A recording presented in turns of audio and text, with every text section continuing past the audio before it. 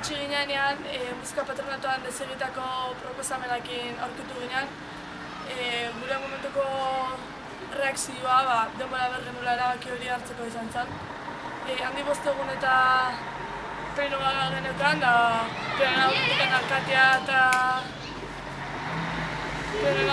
alkatea eta kulturako zinegotzia etorri zitzaigun, gure erabakian zeintzan galdezka, gure erabakia ezezkoa zela ikusita, plenotikan puntua kenduko zutela zantzegoten.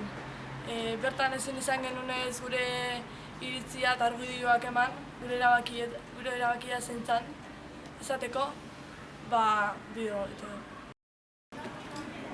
Bueno, gure harridura pixka bat, astebeteko tartean kultura batzordia eta plenoa egon direla, eta bertan, 1983an sortutako erakunde bat, musika patronatua, plantatu digutela deseustatzea, edo desegitea. Hasiera batean badirudi hausnarketa izango zela, baina ez da horrela izan, eta horregatik gure harridura, 15 urteko ibilbideko erakunde bat, gida batean desagertarazi nahi izatea.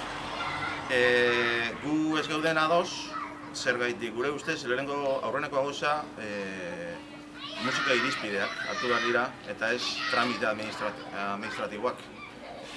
Baita ere kontutan hartu behar da, musika patronatuko bertan dauden talde guztien iritzia ez dara kontutan hartu, edo hobeto esan da, ez aiela ez da informatu ere.